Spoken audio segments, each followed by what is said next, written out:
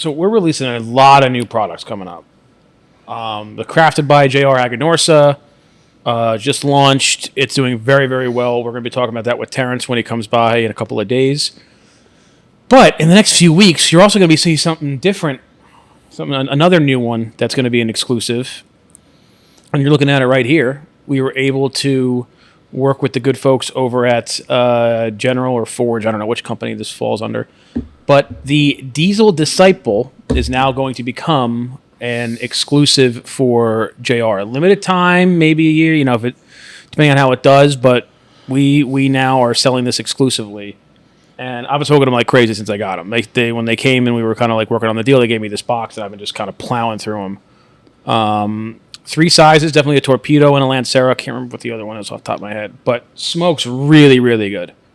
Like, Diesel's a really good brand, man. Especially like these, what I call like the grunt diesels. Yeah. Like the ones that kind of epitomize diesel, which is like the $6-7 ones. Like the, not the super cheap ones, but not the kind of higher end ones like the whiskey one they did. But the grunt diesels are so freaking good, especially for the price in today's market. So in the next few weeks, look out for exclusive Diesel Disciple. Demand bold is what it says on the band. I don't know if that's on all Diesel bands, but it's on this one. So I'm demanding bold. What are you picking at? The ash is right off the bat. I see you futzing with something. What are you futzing? The ash right off the bat looks amazing. It's like what? It's super white. The construction, you can tell right off the bat. Let me tell you what the blend is here. It's very, very. It's got a really good AJ taste to it, like the AJ style that I really enjoy. Diesel Disciple. Am I older than 21? God, I wish not. So we're looking at a Mexican San Andreas wrapper, an Ecuadorian Sumatra binder, and then 3 Ligeros, Esteli Habano, Viso from Esteli, and Ligero from Esteli. A lot of Esteli going in this, which is cool. Earthy, oak, tobacco, and cocoa are the tasting notes. And pairs perfectly with a rye, an aged rum, and a bourbon. Then again, after enough bourbons, everything pairs well. Yeah, I mean... After enough drinks, everything tastes great. Yeah. Did we have a Disciple on our top 25 a year or two ago? Was it the... No, we had another Diesel. I can't remember what it was. No, last year we had... Was it the Esteli Puro? I can't remember what it was. Fudge. Was it the Diesel Vintage? Diesel Vintage. Yeah, that was really good. Really good. I tried to convince them to give us that, but... That was really good. No way. No, Diesel is a good... Diesel should be... I'm gonna clean this up now because I know Steve's going to yell at me later, so I want to make sure it's clean. Yeah, the Diesel Vintage. I remember when Jim first started that last year, he was talking about that cigar a lot, and I think it was on all our, because we each kind of wrote down cigars that should be on the top 25, then we shrunk it down.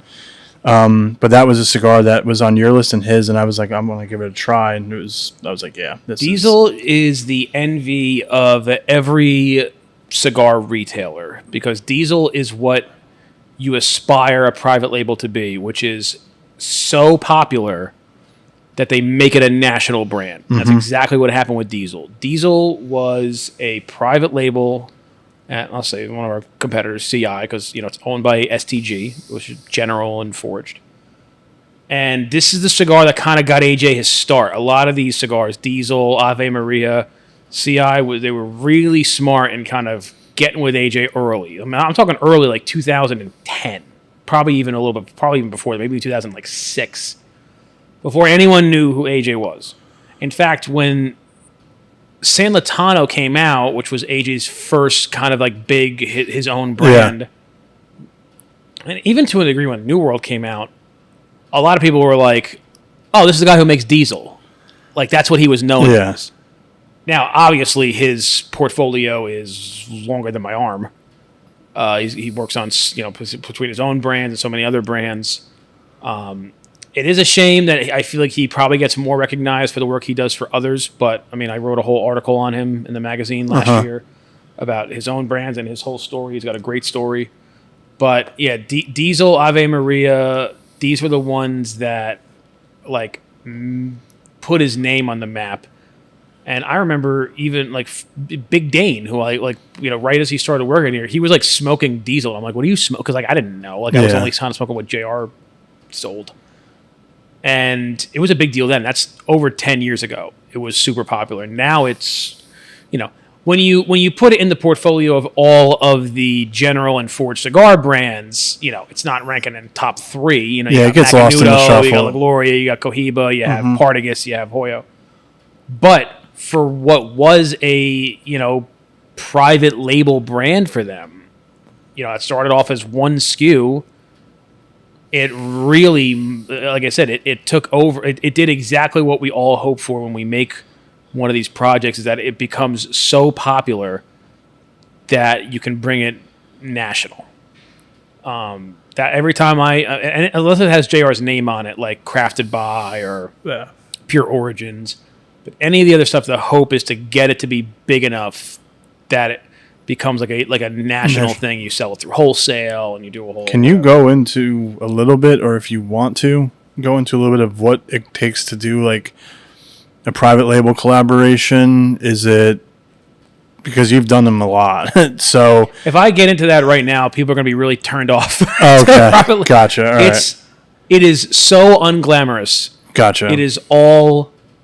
it was funny, just a few minutes ago I was talking to, because Dave Lafferty was visiting for a few minutes, so I was sitting with Dave from Dumbarton.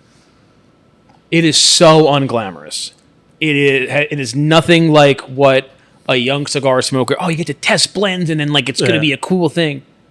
It is 100% logistics. That's what it is. It is measuring. It is import costs. It is shipping time. And that's all on you, right? It's all on me. Yeah. It's all on me. So you're pretty much just, I guess... Yeah, I mean, listen, our team is good that if I ever need any help, Brendan helps out a lot with a lot of, ordering that stuff and help me with it. But like this one, or like the Crafted by Aganorsa that came out earlier this month. Already a brand that we were able to kind of take, But this specific size is just going to be... No, the whole line is now gotcha. like only going to be available through us. Gotcha. Okay. All right. Yeah, but Crafted by is completely ours. Like we started that from the ground up, and that's you got to get with the factory that you're hey, can you make this? Oh yeah, we can. How many do you need? Well, we need this many. What's the price? Well, you got to give us what kind of blend do you want? Okay, fill out all these forms. All right, here's what the cigar's price would be like. Here's your timeline. All right, now we have the bands, and now we got to go to a band vendor. Okay, here's what the bands look like. All right, what kind of material do you want? All right, can we get samples? 3 weeks later, you have a sample. We want it thicker. Send it back. Send it back, another sample. All right, these are good. Oh, are these going to fit on all the cigars? We have one cigar that's a bigger ring gauge. Now we got to check. Jeez. Send it all. Oh, is the Vista going to fit? Do they have this? I need to order wax seals. Oh, well, what do you want on the side of the box? Oh, no, it needs UPCs. It needs whatever. It needs a Prop 65 sticker. Where is this going? Is it trademarked? Did you go through legal? It is so not fun. Yeah. It ends up being fun when you see like the Crafted by JR is selling a ton right now, and it's fun to see that when you're part of that process. But it is probably the most anxiety-ridden job I've ever had in my life, and I worked in a supermarket, which is just all anxiety. I just think it's just a lot of moving parts around, so I could see where it could get. You could have your anxiety with it, and it's a lot of international stuff. Yeah.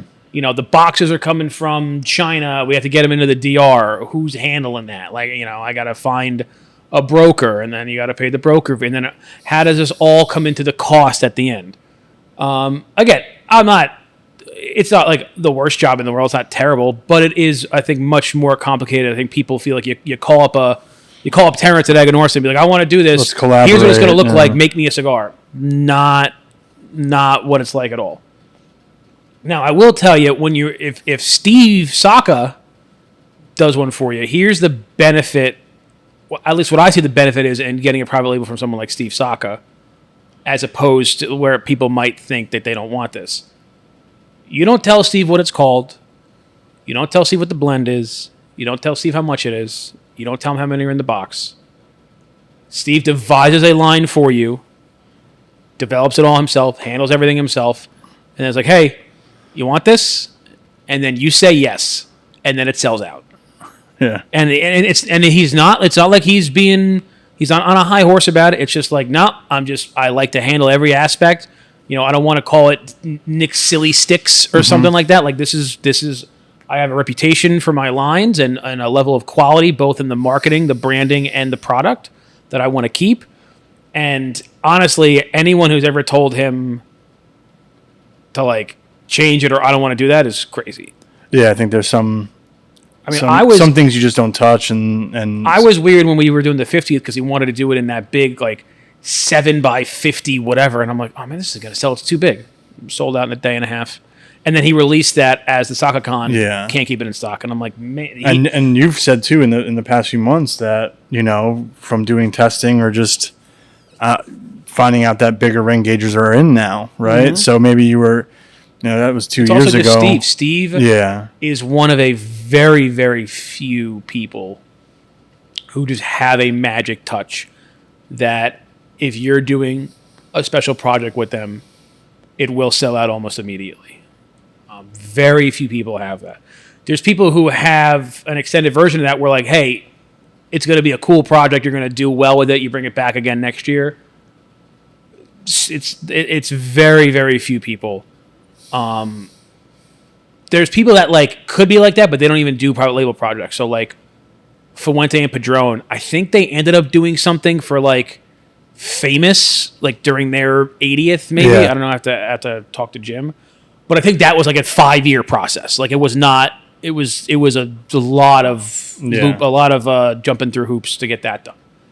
So like they don't, and so those companies don't even do it. If we did, even if it wasn't an Opus, if we did like a Fuente private label, if it was like Ecuadorian Sumatra version of the 858, if it was something simple that was $6, we'd sell out in minutes. Yeah, they'd come from all over. It's crazy how some of these manufacturers just have the power. It's all through reputation and whatnot.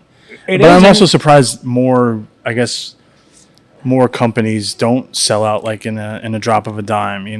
It's just that would be an interesting. I guess that would be interesting to kind of research. We've talked about Fuente's marketing and to a degree Steve's.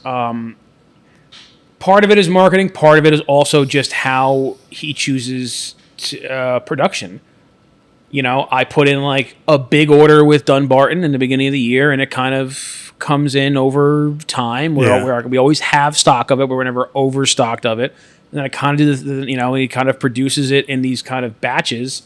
So he's always moving through product as he's making it. He never has just a warehouse full of something. Mm-hmm. But what does that mean? That means that automatically out the door, there's a more urgency to buy a Dunbarton product because it just from the production standpoint, because it might not be there tomorrow. On top of that, you have a consistency and blending formula, whatever magic he works, that just proves time and time again that he is one of the best blenders in the industry. Just consistently 90 ratings, top 25s, consensuses, just across the board. He's just getting them every year. So you're having the highest rated, most talked about product, one of the most talked about products in the industry, and then a production schedule that not in terms of like, just branding and marketing, we want to make it seem limited, but in terms of like quality control, like I do not want to go and make 10 million Mikaritas and then see who wants them. Yeah. I kind of take in orders in the beginning of the year, see who needs them. I make that many. Maybe I make a little bit more in case, people are moving through them. And I'm able to keep the quality of the cigar. Steve would rather go broke than like put out like a nonsense thing. I was like, just put our name on it. It's whatever. He just wouldn't do that. When I was talking to Dave and we're talking about, people who have like sold their companies, and I'm like, I don't think Steve would ever sell unless it was like just a dumb number.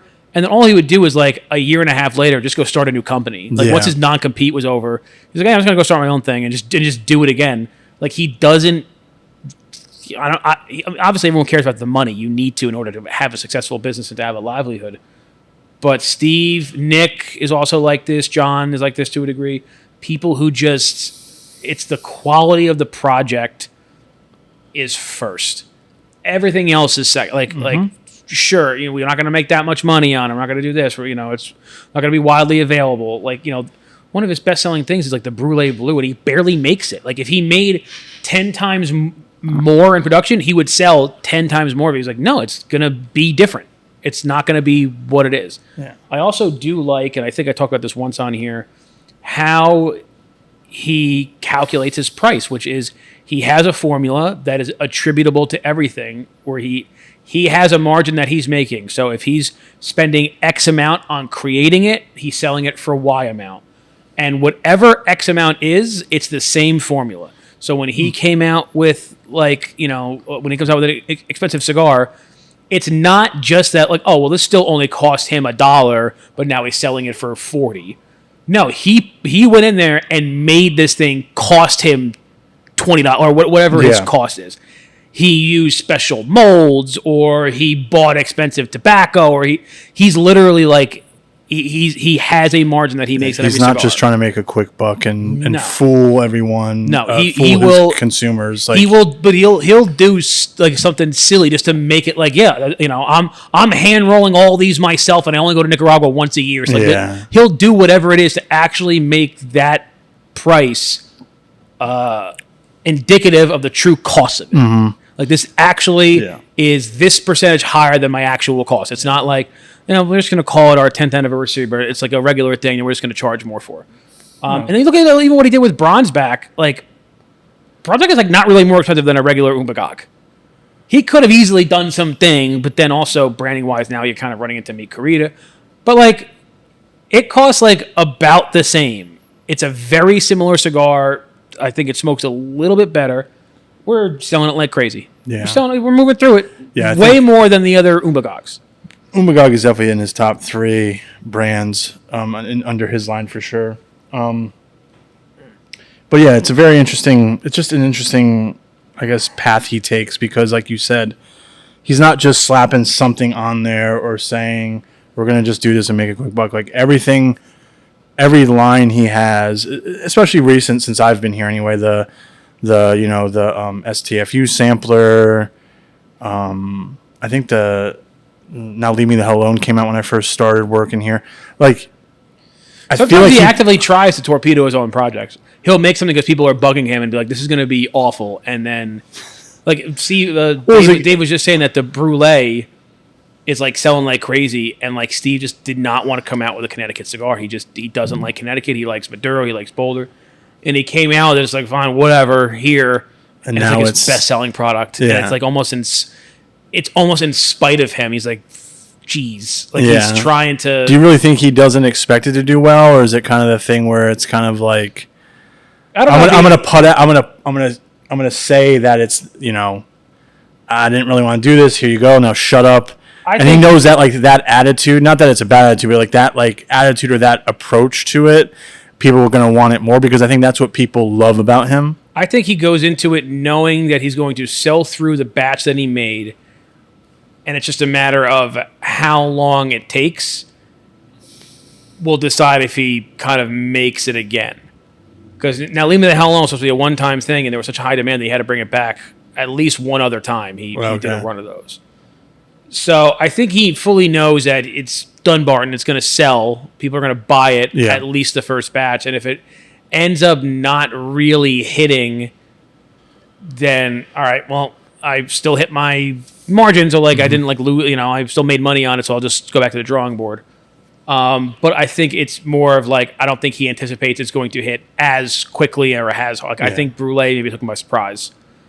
Because all of his cigars up to that point, the original Sober Mesa, Mi Querida was out at that point, Umbagog, I think, was out at that point. Maybe Todos Los Dias was out around then. I can't exactly remember. I think it was before he released Brulee. Just all, like, stronger, richer, heavy. So I think he thought, like, I have a demographic here. Let me make this just to show that I can or whatever. And then people just latched onto it. And... just a smooth Connecticut is always just going to be the best-selling product in your.